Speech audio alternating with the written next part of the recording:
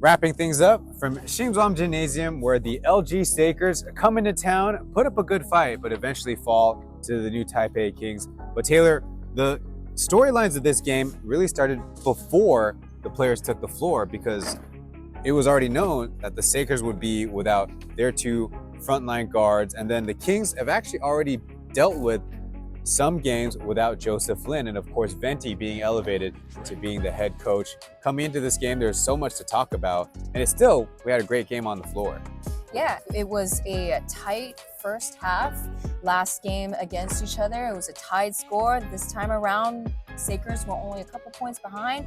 They managed to come back with, at one point, a 9-point lead over the new Taipei Kings, but turnovers kind of became a problem for the Sakers. We had the head coach talking to us in the halftime saying that, hey, we're going to try switching it up, preventing the Kings import players from scoring more, but that might have bit them in the butt at the end. Well, no matter what defense they played, Sonny Sakakini, Austin Day, and Jaden Gardner really put in their worth tonight, scoring the basketball so well.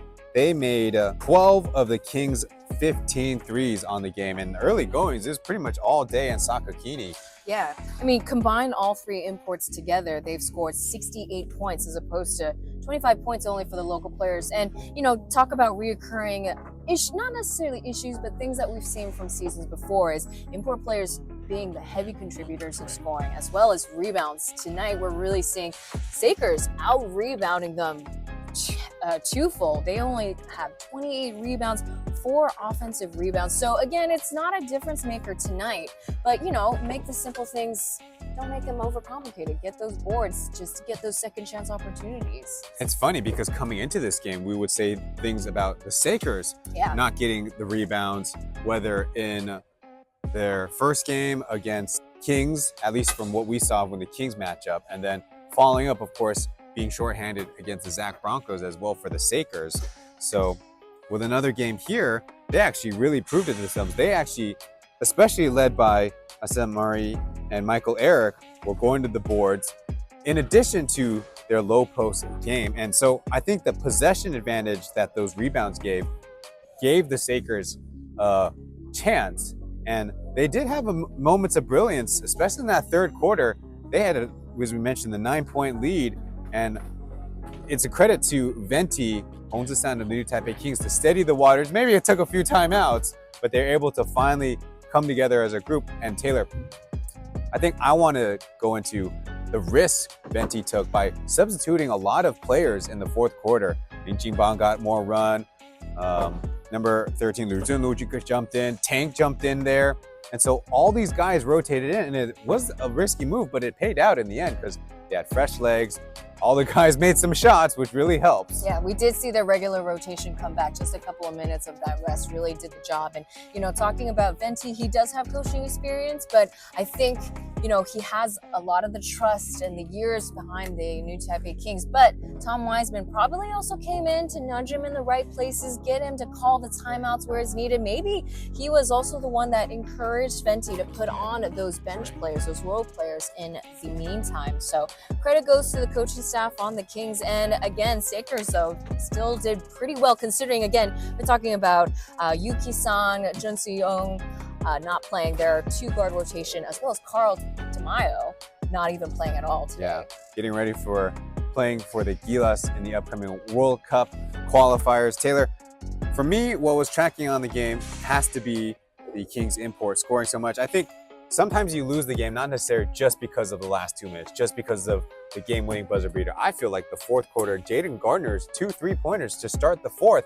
was how the Kings really won the game. It got him ahead in the scoreboard. It put him in a comfortable position, 3 or 4 possessions ahead of the Sakers. And like we said, then you can go through the bumps of the fourth quarter, having different substitutions, taking like 2 timeouts within a 2-minute span, for example.